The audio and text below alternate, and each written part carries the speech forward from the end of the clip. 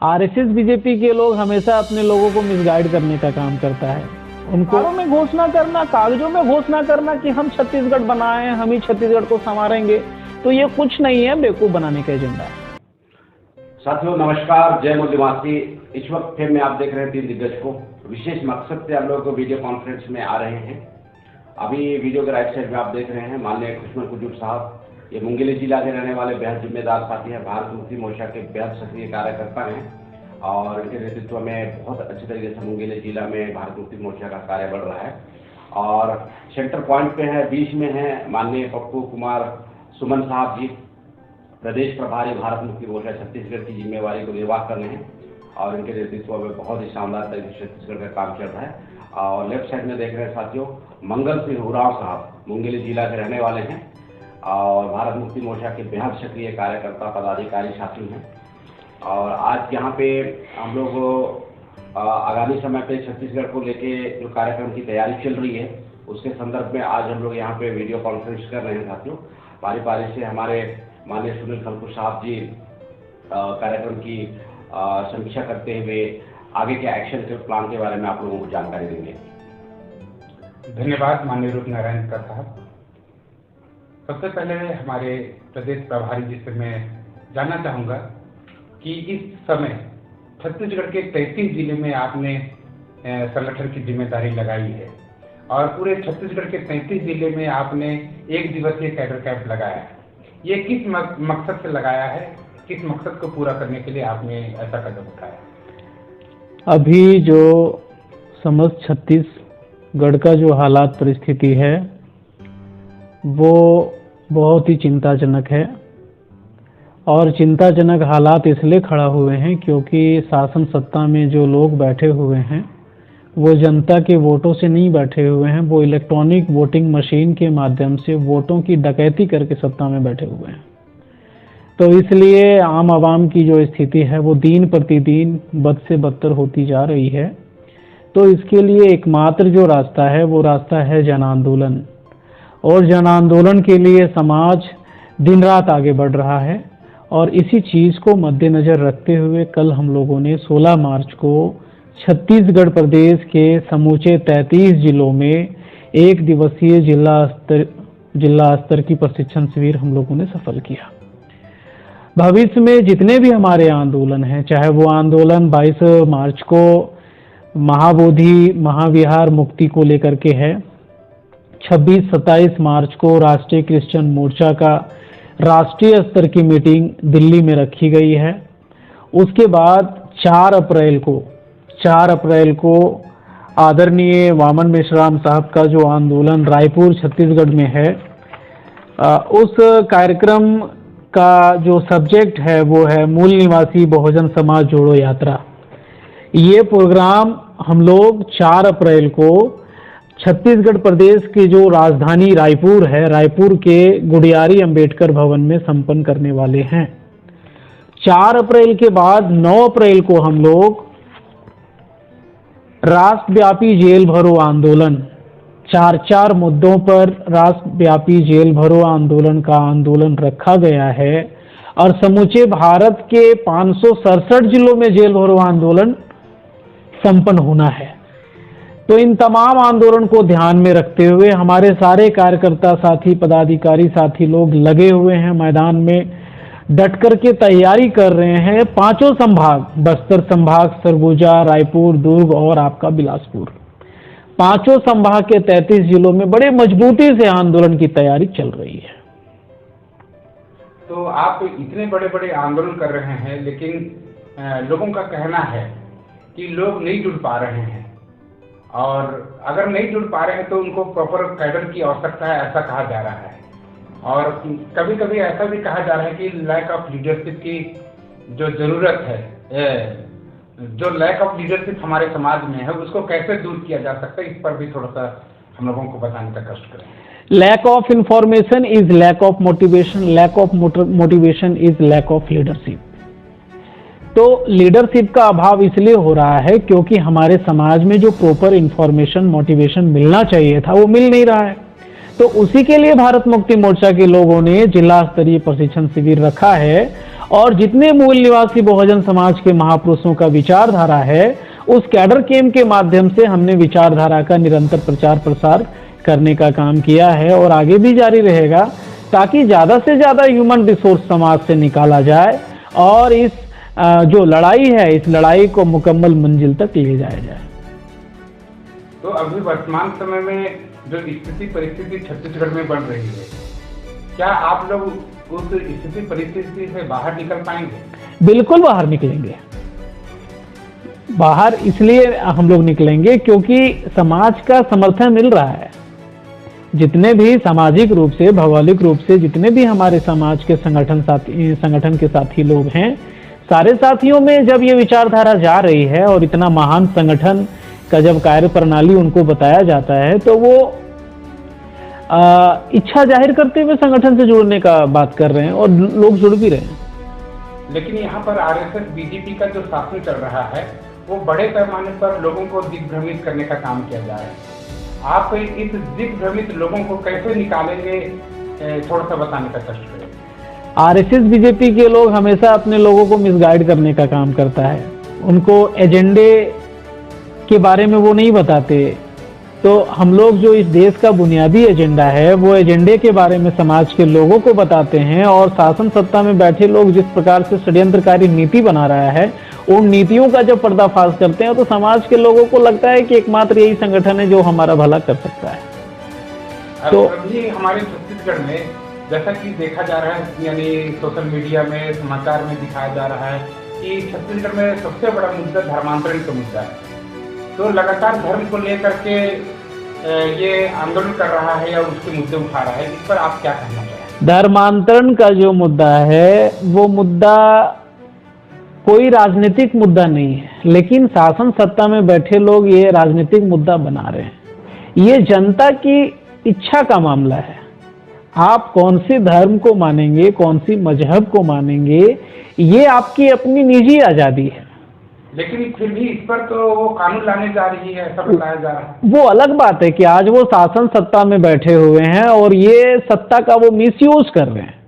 लेकिन जब आप संविधान के मौलिक अधिकारों, फंडामेंटल राइट्स के बारे में जब आप स्टडी करेंगे, तो धर्म चुनने का अधिकार ये जनता की अधिकार है। उनको जहां समझ में आएगा, उनको जहां बेहतर लगेगा, वो इस चीज की इबादत करने के लिए तैयार है, ईश्वर को मानने के लिए तैयार है, जीसस को मानने के लिए तैयार है। मुस्लिम, सिख, ईसाई, लिंगायत, जैन जितने भी हैं, वो अपनी स्वतंत्रता पूर्वक वो अपनी धर्म को चुन सकते हैं, वो मान सकते हैं, इसमें कोई रुकावट नहीं है। यहाँ पर पूरे, अगर हम लोग मध्य प्रदेश की बात करें तो मध्य प्रदेश के जो मुख्यमंत्री हैं, उसके द्वारा कहा जा रहा है कि जो धर्मांतरण करा रहे हैं, मतांतरण करा रहे हैं, ऐसे लोगों को हम लोग फांसी पर चढ़ाएंगे, ऐसा उनका बयान है। तो आप लोग जो धर्मांतरित लोग हैं, जैसे सिख है, लिंगायत है, मुस्लिम है, क्रिश्चियन है, उन सभी को आप लोग सपोर्ट करने का काम करते हैं। तो आप लोगों को उन लोग देशद्रोही बताने का काम कर रहे हैं, तो इस पर आप क्या कहेंगे? उन लोग अपने आप को राष्ट्रवादी बता रहे हैं और आप लोगों को देशद्रोही बता रहे हैं। कोई पार्टी, कोई सरकार के द्वारा ना किसी को राष्ट्रवाद की परिभाषा बता सकते हैं, ना हम किसी को देशद्रोही बता सकते हैं। वो अलग बात है कि ये लोग शासन सत्ता का मिसयूज कर रहे हैं और बिना मांगे, बिना चाहे जो है सो लोगों को राष्ट्रवाद और जो है सो देशद्रोह का ये सर्टिफिकेट जो बांट रहे हैं, वो कहीं से भी न्याय संगत नहीं है। और रही बात धर्म की, तो मैं तो कह रहा हूँ कि ये फंडामेंटल राइट्स का मामला है और जिनको जहाँ समझ में आता है, जिस धर्म को समझ में आता है, वो धर्म को माने। इसके लिए कोई दबाव किसी के ऊपर नहीं बनाना चाहिए और नहीं बनाया जा सकता है। लेकिन ये लोग शासन सत्ता में भी नशे में चूर है, जिसकी वजह से गलत को सही और सही को गलत करने का काम ये लोग कर रहे हैं और ये बहुत लंबे दिन तक नहीं चलने वाला है। ये गिरेंगे, ये मुंह के बल पे गिरेंगे और इसलिए गिरेंगे क्योंकि मशीन हटने वाली है। तो छत्तीसगढ़ की अगर हम लोग बात करें, तो जैसा कि आपने कहा कि धर्मांतरण कोई मुद्दा नहीं है, तो यहाँ का जो वास्तविक मुद्दा क्या हो सकता है? यहाँ की जो वास्तविक मुद्दा है, और आज़ादी के 75 साल हो गए, 75 सालों का जो मुद्दा है वो आज भी बुनियादी मुद्दा है। वो लड़ाई जन जंगल जमीन राजपाट की है, शिक्षा स्वास्थ्य की है, बेहतर शिक्षा की है, सम्मानजनक रोजगार की है, दवाई की है, सिंचाई की है, ये सब बुनियादी मुद्दे हैं।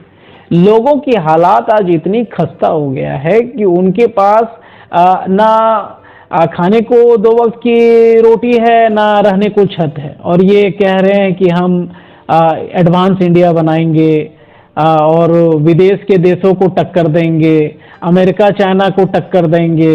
लेकिन जो वास्तविक समस्या है वो आप जब ग्राउंड लेवल पर जाएंगे तब पता चलेगा कि सरकार के द्वारा जितनी योजना लाई गई वो सब फ्लॉप है। जनता के पास आज भी वो रसोई गैस तक नहीं है। ये बड़ी बड़ी वादे केवल अखबारों और कागजों में करते हैं, लेकिन जब आप ग्राउंड लेवल पर जाएंगे तो आज भी इस देश का बहुसंख्यक समाज के पास गैस सिलेंडर तक नहीं है। वो आज भी लकड़ियां चुन चुन करके अपने खाना बनाने का काम कर रही हैं घरों के। आज भी उनके पास मकान नहीं है, बेहतर शिक्षा नहीं है, स्कूल को ठीक ढंग से संचालित नहीं किया जा रहा, और सरकार तो स्कूल को बंद कर रही है। तो स्कूल बंद करने का मंशा ये है, शिक्षा सवाल को पैदा करती है, तो ये सवाल को हमेशा हमेशा के लिए बंद कर देना चाहते हैं। इसके लिए शिक्षा व्यवस्था को खत्म किया जा रहा है। तो अभी छत्तीसगढ़ में जैसा मुख्यमंत्री के द्वारा कहा जा रहा है कि हमने बनाया है, हम ही संवारेंगे, तो ऐसा प्रोपेगेंडा लगातार उसके द्वारा किया जा रहा है, लेकिन ग्राउंड पे ये जो संवारना है या बनाना है वो दिखाई नहीं दे रहा है। इस पर आप क्या कहेंगे? विधायिका पूरे तरीके से तहस नहस हो चुका है। कार्यपालिका में जो लोग बैठे हुए हैं वो कोई भी काम ठीक ढंग से नहीं कर रहे हैं। न्यायपालिका का जो हालात अभी है वो देख ही सकते हैं। किसी भी खास मुद्दे पर अगर बात की जाए तो न्यायपालिका का जो पक्ष है वो क्लियर नहीं है। मीडिया देख रहे हैं कितने नीचे गिर चुकी है। तो जो लोकतंत्र के 4 पिलर हैं वो चारों पिलर पे तो अनियंत्रित कब्जा है किसी खास कम्युनिटी के लोगों का, तो बहुसंख्यक समाज का भला कैसे होगा? और जो कह रहे हैं कि हमने बनाया है, हम संवारेंगे देश और छत्तीसगढ़ तभी संवरेंगे जब विधायिका, कार्यपालिका, न्यायपालिका और मीडिया पर जो ST, SC, OBC माइनॉरिटी, जिसको हम बहुसंख्यक समाज कहते हैं, बहुजन मूल निवासी समाज कहते हैं, इन समाज के लोगों का प्रतिनिधि जब विधायिका, कार्यपालिका, न्यायपालिका और मीडिया पर संख्या के अनुपात में हिस्सेदारी मिलेगा तब देश संवरेगा, तब छत्तीसगढ़ संवरेगा। ऐसे ही अखबारों में घोषणा करना, कागजों में घोषणा करना कि हम छत्तीसगढ़ बनाए हैं, हम ही छत्तीसगढ़ को संवारेंगे, तो ये कुछ नहीं है, बेवकूफ बनाने का एजेंडा है। आप तो उसके विरोध में हैं इसलिए ऐसा कह रहे हैं, आप उनके समर्थन में आकर के इसको काहे नहीं सुधार देते हैं? हम अगर विरोध में हैं तो हम ऐसा बोल रहे हैं, लेकिन कोई तो है जो इस तरह की समर्थन वाली बात करे जाकर के।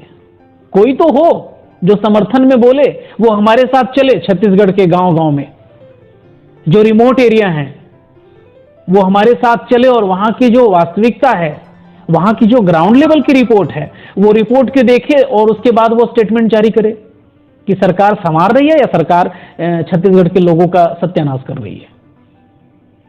तो अभी बस्तर में, जैसा अगर बस्तर संभाग की अगर हम लोग बात करें, वहाँ पर एक बड़ा कैंप लगने वाला है ऐसा कहा जा रहा है, और वहाँ से बड़े पैमाने पर आदिवासियों को वहाँ से विस्थापित करेंगे, ऐसा सरकार का योजना है। तो आप इस विषय पर क्या कहना चाहेंगे? केवल छत्तीसगढ़ ही नहीं, जहाँ जहाँ पूरे भारत में शेड्यूल स्टेट है, शेड्यूल एरिया है, वहाँ से हमारे लोगों का विस्थापन का मामला खड़ा कर रहा है। विस्थापन करना उसका मुद्दा नहीं है, अनुसूची 5 और 6 का वायलेशन करके जंगल जमीन से बेदखल करना उनकी साजिश है। तो ये बात हम लोग भली भांति समझ रहे हैं। अब अनुसूची 5 और 6 का अगर वायलेशन होगा तो उससे फायदा क्या होगा?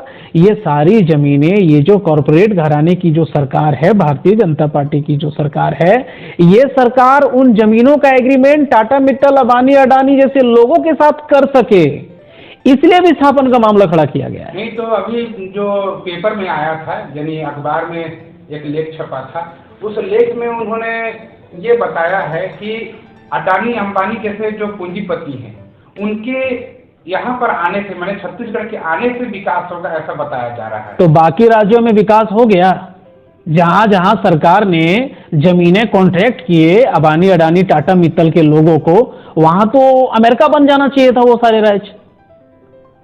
आप अगर झारखंड की बात करेंगे, छत्तीसगढ़ के पहले 2014 से लेकर 2019 तक जब भारतीय जनता पार्टी की सरकार थी, आम आवाम की जमीन छीनी गई मोमेंटम झारखंड के नाम पर, और वो जमीनें का एग्रीमेंट हुआ अबानी अडानी टाटा मित्तल के साथ।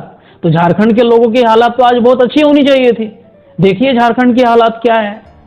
इनके पास केवल बोलने के हैं, करने को कुछ भी नहीं है। दिल में रहे तब तो करे, ये दिमाग से केवल काम चला रहे। दिल में उन जो बहुसंख्यक समाज है उसके प्रति नफरत है। ये केवल जुबान में ही सब बातें लाते हैं, दिलो दिमाग में वो बहुत विषैला है बहुजन समाज के प्रति। इनकी जो सोच है वो बहुत विषैला सोच है। और जिन राज्यों में भारतीय जनता पार्टी की सरकार रही है, जो पूर्व में अनुसूची 5 और 6 का वायलेशन करते हुए सारे जमीनों का जो उन्होंने बंदरबाट किया अबानी अडानी टाटा मित्तल के साथ, तो वहां पर जाके देखिए क्या हालात स्थिति है। मूल निवासी बहुजन समाज के सामने आज भी असंख्य समस्याएं हैं, अनगिनत समस्याएं हैं। वो समस्या का वजह क्या है? ये शासन सत्ता में बैठे बदमाश लोग, ये केवल बोलते हैं कि आपका भला करने वाले, ये तो सत्यानाश करने के लिए दिन रात पॉलिसी बना रहा है।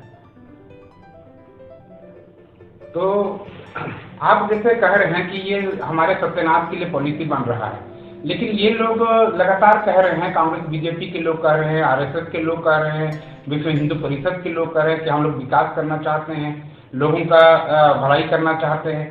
तो यहाँ पर कॉन्ट्रडिक्शन आप लोग पैदा कर रहे हैं कि उन्हीं लोग पहले से वो केवल कह रहे हैं ना, कहीं तो किए होंगे आज तक। उनसे पूछिए कि जो ऐसा कहता है कि हम छत्तीसगढ़ को संवारेंगे, उनसे कहिए कि भारत में कोई राज्य ऐसा है जहां आपने संवार दिया हो। जमीन बेच करके यदि प्रदेश को संवारा जाता तो फिर गुलाम भारत में और ये भारत में क्या फर्क है? गुलाम भारत में और आज के भारत में फिर क्या फर्क है? उस समय का भी जो जमीनें था वो अंग्रेजों के अधीन थे। सारी उपज टैक्स के रूप में, कर के रूप में अंग्रेज लोग लेते थे, और आज ये सरकार के लोग ले रहे हैं, जमीन ही छीन ले रहे हैं, हड़प ले रहे हैं।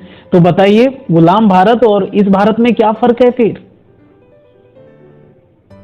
क्या चाहते हैं ये भारत की जनता से? जमीन तक छीन ले रहे हैं, तन पर कपड़े नहीं है, खाने के 2 वक्त की रोटी नहीं है, बेहतर शिक्षा नहीं है, स्वास्थ्य नहीं है। ये चाहते कैसा भारत बनाने? तो ये तो आपको उन लोगों से पूछना चाहिए कि आप किस प्रकार का भारत बनाना चाहते हैं। अगर एक बेहतर भारत बनाना चाहते हैं तो बेहतर भारत बनाने के लिए शिक्षा की गारंटी आपको देना होगा, बेहतर स्वास्थ्य की गारंटी देना होगा, बेहतर रोजगार की गारंटी देना होगा, दवाई सिंचाई की व्यवस्था देनी होगी। जो कृषक परिवार हैं, जो किसानी का काम करते हैं, उनको तो सिंचाई जैसी समस्याओं का जो सामना छत्तीसगढ़ के लोग कर रहे हैं, उनसे उनको मुक्त करना चाहिए। उनको बेहतर मशीनों की सुविधा देनी चाहिए, आधुनिक तकनीकों की व्यवस्था देनी चाहिए, सिंचाई की व्यवस्था देनी चाहिए। लेकिन सरकार क्या दे रही है? नहीं दे रही है।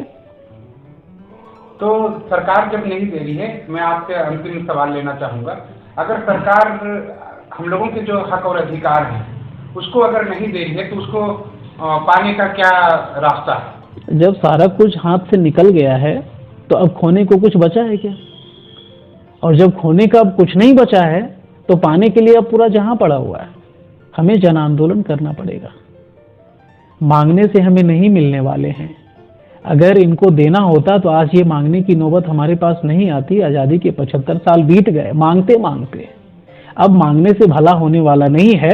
अब हम लोग को राष्ट्रव्यापी जन आंदोलन की दिशा में बढ़ना होगा, और इस क्रम में हम लोग दिन रात बढ़ रहे हैं। 89 भारत मुक्ति मोर्चा के निवासी सहयोगी संगठन है जो दिन रात कहीं ना कहीं समाज के अंदर परिवर्तन के लिए, जन आंदोलन के लिए काम कर रही है। उन्हें आप क्या संदेश देना चाहेंगे? डेट वाइज आप आह्वान करते हुए सर अपने संदेश को हमारे लोगों को बताने का कष्ट करेंगे। अभी जो धर्मांतरण के विषय में आप लोगों ने बात रखा, तो जो बुद्धिस्ट लोग हैं, जो बौद्ध धर्म को मानने वाले लोग हैं, उनकी एक बहुत बड़ी आस्था की केंद्र है बुद्ध विहार। ये आपके बौद्ध गया का जो विहार है, जिसको हम लोग कहते हैं महाबोधि महाविहार। तो महाबोधि महाविहार है वो बुद्धिस्टों का धरोहर विरासत, लेकिन कब्जा है ब्राह्मणों का, ब्राह्मण धर्म के लोगों का कब्जा है। तो उसको कब्जा मुक्त होना चाहिए। इसके लिए 22 मार्च को भारत के 567 जिलों में जिला स्तर पर रैली का कार्यक्रम रखा गया है। उसके बाद 26 मार्च और 27 मार्च को राष्ट्रीय क्रिश्चियन मोर्चा का राष्ट्रीय स्तर की मीटिंग रखी गई है दिल्ली में। क्रिश्चियनों के ऊपर जो परेशानियां हैं, जो हमले किए जा रहे हैं आरएसएस, बजरंग दल, एबीवीपी के गुंडों के द्वारा, उनका एक प्लान बनाना होगा और प्लान बना करके उनका सामना करना पड़ेगा। तो इसी के लिए राष्ट्रीय स्तर की मीटिंग बुलाई जा रही है कि समाज में अनगिनत समस्याएं हैं और इन समस्याओं का समाधान करने के लिए हमें एक साथ बैठ करके प्लान, पॉलिसी बनाने पड़ेंगे। उसके बाद हम लोग 4 अप्रैल को आदरणीय वामन मेश्राम साहब की अध्यक्षता में छत्तीसगढ़ प्रदेश के रायपुर में मूल निवासी बहुजन समाज जोड़ो यात्रा है, वो कार्यक्रम है और उस कार्यक्रम को हम लोगों को पूरे तन मन धन से सफल करना है। कार्यक्रम इसलिए रखा गया है ताकि 9 अप्रैल को जो समूचे भारत में जेल भरो आंदोलन है,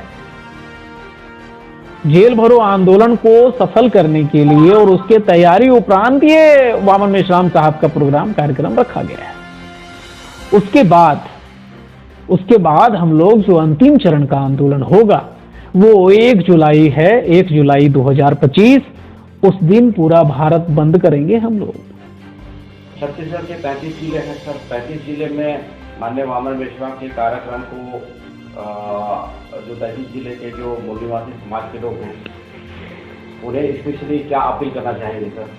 4 तारीख को मूल निवासी महानायक वामन मेश्राम का शिरकत छत्तीसगढ़ के राजधानी रायपुर में होने को जा रहा है। वामन मेश्राम साहब का जो कार्यक्रम है वो समाज का कार्यक्रम है। ईवीएम मशीन हटाना है, बैलेट बॉक्स लाना है, मूल निवासी बहुजन समाज के जितने महापुरुष हैं उनका अपमान ये आरएसएस, बीजेपी के ब्राह्मणों के द्वारा किया जा रहा है। ओबीसी की जाति न्याय जनगणना नहीं हो रही है। हम लोग चाहते हैं कि समस्त भारत में जितने प्रकार के लोग हैं, चाहे जिस जाति के हों, उनकी जनगणना हो और जनगणने के बाद उनकी संख्या के अनुपात में हिस्सेदारी सुनिश्चित की जाए। जन जंगल जमीन राजपाट पे उनकी भागीदारी हो। तो इसके लिए जो है सो ये आंदोलन रखा गया है और उसी की तैयारी के लिए वामन मेश्राम साहब आ रहे हैं। तो OBC, SC, ST, converted minority के तमाम साथियों को आपके चैनल के माध्यम से हम लोग आग्रह करेंगे कि इस कार्यक्रम का वो हिस्सा जरूर बने। जी जी।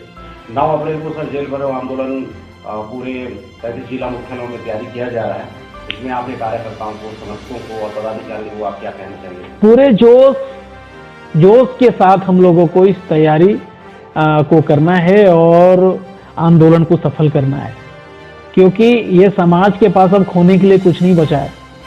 हमें लड़ना होगा और बगैर तैयारी किए अगर युद्ध के मैदान में हम उतरते हैं तो हमारे फेवर में रिजल्ट नहीं आएगा। इसलिए हमें तैयारी करके पूरी ताकत के साथ मैदान में उतरना है और हम सफल होंगे, क्योंकि तैयारी चल रही है। हमारे सारे साथी लोग लगातार तैयारी में जुटे हुए हैं, लगे हुए हैं।